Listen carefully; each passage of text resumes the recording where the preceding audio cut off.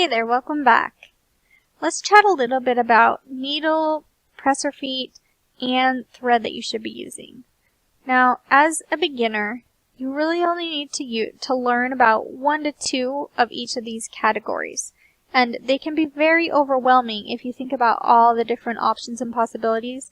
So for this course, we're going to just go over the very, very basic and essential things you need to know.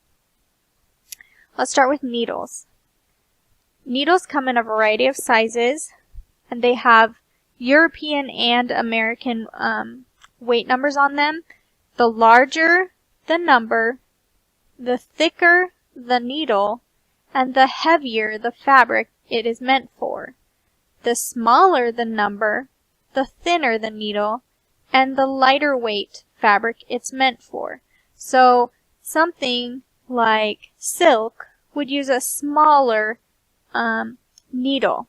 Something like leather would use a much heavier, bigger needle.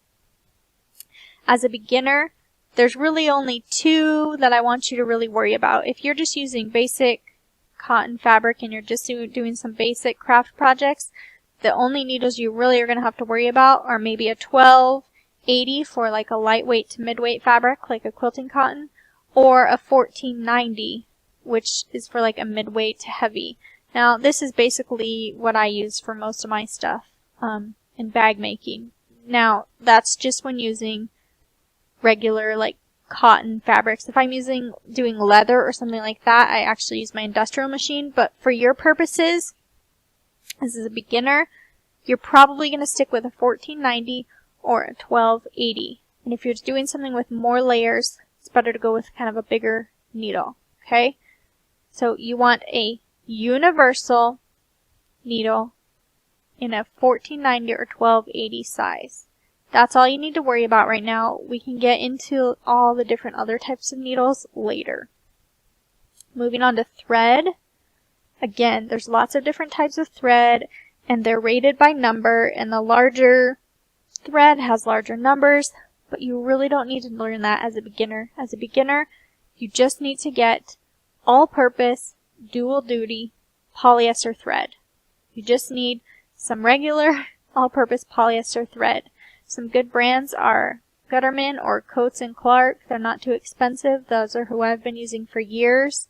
Please do not use your grandma's old thread or thread you got at a yard sale. Thread actually can go bad.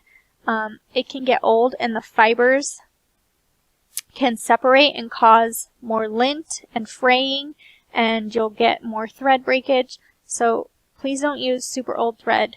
Get some new thread, black and white, all-purpose, dual-duty. Polyester. Polyester, tons of different colors. It comes in tons of different colors. So for right now, that's all you need to worry about. Okay, and then moving on to the presser foot. People get really overwhelmed with all the different presser feet. And there are a huge variety of presser feet. But as a beginner, the one you're going to want to worry about right now is just a universal zigzag presser foot. It's going to have a larger opening here, so that your needle can go up and down for a straight stitch, or so your needle can go back and forth with the zigzag stitch. Universal presser foot also works probably for a lot of other stitches that your machine might have on it. But for a beginner, you really only need to worry about having that universal zigzag presser foot. Don't get overwhelmed by all the other options. We can talk about those later in further courses.